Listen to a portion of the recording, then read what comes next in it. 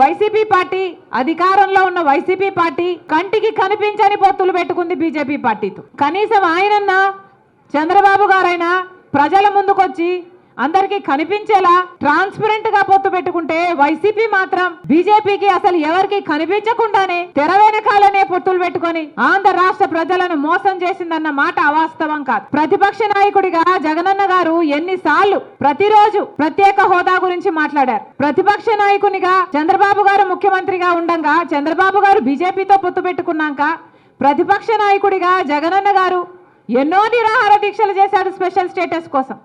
ఆ రోజు జగనన్న గారు అన్న మాట మూకుమ్మడిగా అందరు ఎంపీలు రాజీనామా చేద్దాం, అప్పుడు బీజేపీ పార్టీ ఎలా స్పెషల్ స్టేటస్ ఇవ్వదో చూద్దాం అన్నారు. ఆ తర్వాత ఎన్నికలు వస్తే స్పెషల్ స్టేటసే నినాదంగా తీసుకొని జగనన్న గారు మొత్తం ఎంపీలను నాకు ఇవ్వండి, నా ఎంపీలను గెలిపించండి, నా ప్రభుత్వాన్ని తీసుకురండి, కేంద్రంలో స్పెషల్ స్టేటస్ ఎలా రాదో చూద్దాము, కేంద్రం మెడలు వంచైనా సరే స్పెషల్ స్టేటస్ తీసుకొస్తామన్న మాట అవాస్తవమా? తీరా అధికారంలోకి వచ్చినాక ఒక్కటంటే ఒక్కటైనా నిజమైన ఉద్యమం చేశాడా జగనన్న గారు? ఒక్కసారంటే ఒక్కసారైనా బీజేపీని నిలదీయడం కాదు కదా, కనీసం మాట వరుసకైనా స్పెషల్ స్టేటస్ ఏదండి అని ఒక్కసారైనా అడిగిన పాపాన పోలేదు. అసలు స్పెషల్ స్టేటస్ మనకు లేదు కదా, ఇప్పుడు స్పెషల్ ప్యాకేజీ కూడా లేదు. ఏమొచ్చింది విశాఖపట్నంకి? విశాఖపట్నం స్పెషల్ రైల్వే జోన్ చేస్తామన్నారు, ఇచ్చారా? ఉత్తరాంధ్రకు స్పెషల్ ప్యాకేజ్ అన్నారు, ఇచ్చారా? శుభ్రంగా ఉన్న ఉక్కు ఫ్యాక్టరీ, వైజాగ్ స్టీల్ ఫ్యాక్టరీ, అసలు వైజాగ్కే తలమానికం, అలాంటి దాన్ని తీసుకెళ్ళి ఇప్పుడు సర్వనాశనం చేస్తున్నారు. ఇక్కడే ఉంది గన్నవరం పోర్టు. రాజశేఖర రెడ్డి గారు ఉన్నప్పుడు గన్నవరం పోర్టు ప్రభుత్వానికి కూడా ఒక స్టేక్ ఉండాలి అని చెప్పి రాజశేఖర రెడ్డి గారి ఆలోచన చేస్తే 30 ఏళ్ల తర్వాత మళ్ళీ గన్నవరం పోర్టు ప్రభుత్వం చేతుల్లోకి రావాలి అని రాజశేఖర రెడ్డి గారి దాన్ని అలా డిజైన్ చేస్తే ఇప్పటికే 15 సంవత్సరాలు అయిపోయింది. రాజశేఖర రెడ్డి గారు ఉంటుంటే ఆయన ప్లానే కనుక అమలై ఉంటే ఇంకొక 15 ఏళ్లకు ఆ గన్నవరం పోర్టు మళ్ళీ ప్రభుత్వం చేతికి వచ్చేది. అలాంటిది ఆయన కొడుకై ఉండి జగన్మోహన్ రెడ్డి గారు ఏం చేశారు? కేవలం 600 కోట్ల రూపాయలకు అదానికి మొత్తానికి అంటగట్టేశారు కదా గన్నవరం పోర్టు. ఇప్పుడు ప్రభుత్వానికి ఏ స్టేకు లేదు, ప్రభుత్వం చేతికి ఎప్పటికీ రాదు, పూర్తిగా అప్పనంగా అప్పగించేశారు. ఎవరి సొమ్మును అప్పగించారు? ప్రజల సొమ్ము కాదా? ఆంధ్ర రాష్ట్ర ప్రజల సొమ్ముని ఆంధ్ర రాష్ట్ర ప్రజలని తాకట్టు పెట్టినట్టు కాదా? వీళ్ళ కుమ్మక్కు రాజకీయాల కోసం ఆంధ్ర రాష్ట్ర ప్రజలను తాకట్టు పెట్టారు. ఇది వాస్తవం వాస్తవం వాస్తవం. స్వలాభం కోసం ప్రజల ప్రయోజనాలను తాకట్టు పెట్టారు. ఆ రోజు రాజశేఖర రెడ్డి గారు ఉన్నప్పుడు ఎన్ని ఫ్యాక్టరీలు, ఎన్ని కంపెనీలను రాజశేఖర రెడ్డి గారు నిలబెట్టారు, ఎన్ని కంపెనీలను రాజశేఖర రెడ్డి గారు మునిగిపోకుండా కాపాడారు. ఈరోజు వైజాగ్ స్టీల్ అన్నది 30,000 మందికి ఉద్యోగాలు ఇస్తుందట. 30,000 మందికి ఉద్యోగాలు ఇస్తుంటే ఈరోజు ఆ 30,000 మందికి భరోసా లేకుండా పోయింది ప్రభుత్వాల మీద.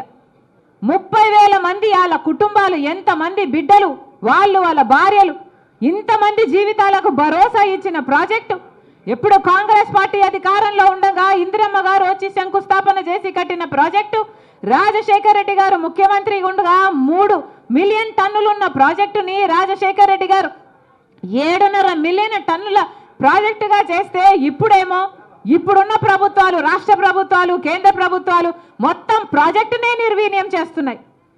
కనీసం లాభాలు రాకుండా కనీసం ఆ ఉన్న వాళ్ళకి కనీసం 40 ఏళ్ళ నీ అనుభవంలో ఎవరికి మేలు చేశావు?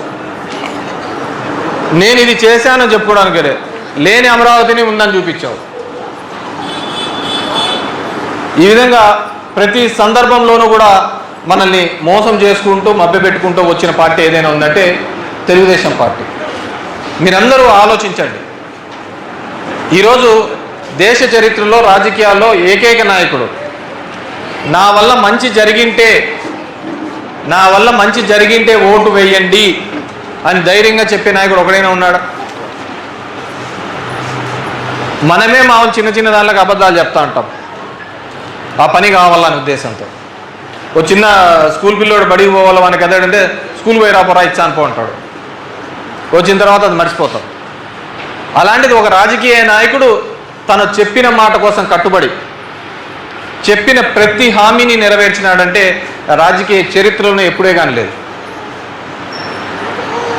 ఆలోచించుకోండి, 10 మందితో డిస్కస్ చేయండి.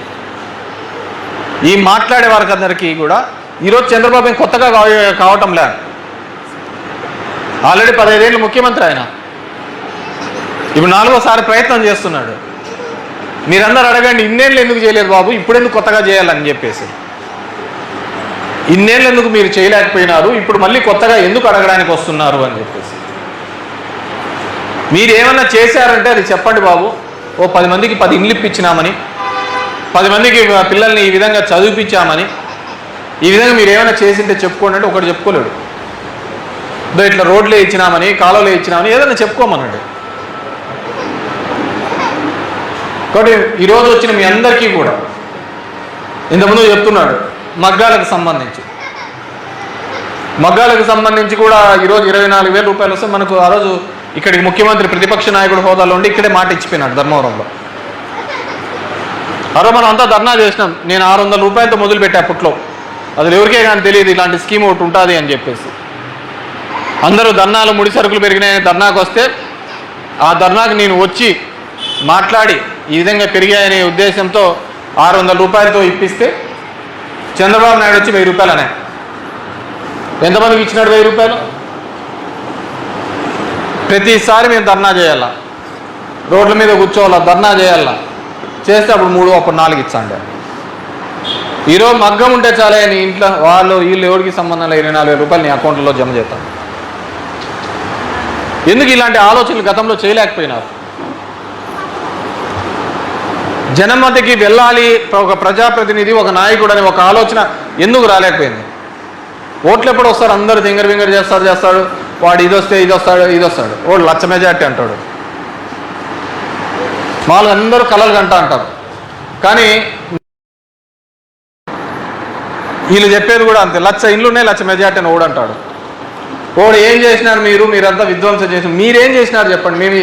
నేను చెప్తున్నాను, 5,000 కోట్లతో అభివృద్ధి చేశాను, 3,000 కోట్లతో సంక్షేమం చేశాము అని మేము ప్యాంప్లెట్ కొట్టే తిరుగుతాను ఇంటింటికి. ఇవి చేసినాం, ఇవి చేయబోతున్నాం అని చెప్పేసి. మీ అందరికీ కూడా ఈరోజు 9వ వార్డు, 36వ వార్డులో నుంచి చేరుతున్న మీ అందరికీ కూడా వైఎస్ఆర్ కాంగ్రెస్ పార్టీ నుంచి అన్ని విధాలుగా అండగా నిలుస్తాం. మీకు అన్ని విధాలుగా మంచి చేయడానికి మా పార్టీ కూడా మీకు ఎల్లవెల్లా ఉంటుందని చెప్పేసి తెలియజేస్తూ, ఏ కష్టం వచ్చినా, ఏ ఇబ్బంది వచ్చినా మీకు కేతిరెడ్డి అండగా నిలుస్తాడని చెప్పేసి తెలియజేసుకుంటూ ఈరోజు వైఎస్ఆర్ కాంగ్రెస్ పార్టీలో చేరుతున్న మీ అందరికీ కూడా మరొకసారి పేరు పేరున ధన్యవాదాలు తెలియజేస్తున్నాను. Thank you.